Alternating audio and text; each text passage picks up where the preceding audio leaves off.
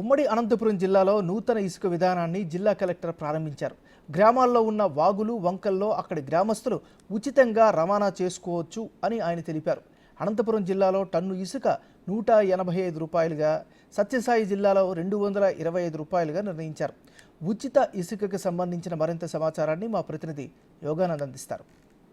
ఇసుకని గత వైసీపీ ప్రభుత్వం ఇసుకని జేబీ అనే కాంట్రాక్ట్ సంస్థకు అప్పగించినందున అతను డబ్బులు కమ్ముకున్నారంటూ పెద్ద ఎత్తున ఆరోపణలు వచ్చాయి. కానీ ఈసారి కూటమి ప్రభుత్వం కొత్తగా ఎన్నికైన కూటమి ప్రభుత్వం ఏపీలో నూతన ఇసుక విధానం ద్వారా నూతన ఇసుక పాలసీ తీసుకొచ్చి ఇసుకను ఫ్రీగా అయితే ఉచితంగా పంపిణీ చేయాలని నిర్ణయించింది. ముఖ్యంగా ఏదైతే గత ప్రభుత్వం లాగా డబ్బులు కాకుండా ఫ్రీగా నిర్మాణదారులకు ఎంతో కొంత ఊరట కలిగించాలనే నిర్ణయం ఉంటుందని చెప్పొచ్చు. ముఖ్యంగా దాదాపుగా ఇసుకలో ఉచితంగా ఇచ్చి దానికి సంబంధించిన ప్రొక్లైన్ ఛార్జీలు కానీ ఇతర రవాణా ఛార్జీలు అనేవి కూడా వాళ్ళ యజమానిదారుల దగ్గర వసూలు చేయాలంటూ కూడా ఆదేశించింది. ముఖ్యంగా ఈ వసూళ్లంతా కూడా జిల్లా కమిటీ నిర్ణయం తీసుకునేలా కూడా ఆదేశాలు జారీ చేసింది. ఏదైతే ముఖ్యంగా ఉమ్మడి అనంతపురం జిల్లాలో దాదాపుగా ఇప్పటికే 6 ఇసుక పాయింట్లు ఉన్నాయి. ఒక్కో ఇసుక పాయింట్లో దాదాపుగా ఒక జుంజురాంపల్లి కాలువ వద్ద మాత్రమే అధిక సంఖ్యలో ఇసుక టన్నులు ఉన్నాయి. దాదాపు 58,000 మెట్రిక్ టన్నులు అక్కడ ఇసుక అందుబాటులో ఉంది. అనంతపురం జిల్లాలో 197 రూపాయలుగా ఇసుక ధర నిర్ణయించారు మెట్రిక్ టన్నుకి. సత్యసాయి జిల్లా 225 రూపాయలుగా నిర్ణయించారు. దాదాపుగా వీటన్నిటిని కూడా ఇవాళ నుంచి ఉదయం 10 గంటల నుంచి ఉచిత ఇసుక రవాణాన్ని ప్రారంభించున్నారు. ఏదైతే ముఖ్యంగా కేవలము ఇసుక తయారీకి రవాణాకు మాత్రమే డబ్బులు చెల్లించి మిగతా ఇసుక అంతా కూడా ఫ్రీగా కొనుగోలు చేసే విధంగా కూడా ఉంటుంది. ఇదంతా కాకుండా ఈ నిర్మాణదారులకు ఎవరైతే వారందరికీ కూడా ఈ నిర్ణయం చాలా మేలు చేకూర్చే అవకాశం ఉందంటూ కూడా వార్తలు వస్తూ ఉన్నాయి. ఎందుకంటే గత ప్రభుత్వం జేపీఎన్ఎస్ కాంట్రాక్ట్ సంస్థకు అప్పగించి ఇసుకని అక్రమంగా అమ్ముకుంది అంటూ పెద్ద ఎత్తున ఆరోపణలు ఉన్నాయి. అలాంటిది కాకుండా ఇసుక ఉచితంగా ఇస్తే కూడా నిర్మాణదారులకు కానీ, భవన నిర్మాణ కార్మికులు కానీ, లేదా పేదలకు ఇల్లు కట్టుకుంటున్న పేదలకు చాలా ఈ నిర్ణయం చాలా మంచిది అంటూ కూడా చెప్పింది. ముఖ్యంగా ఉమ్మడి అనంతపురం జిల్లాలో పెన్నా నది, చిత్రావతి నది, పండమేరు వంక ఇలాంటి ప్రాంతాల్లో ఎక్కువగా ఇసుక లభ్యమయ్యే అవకాశం ఉంది.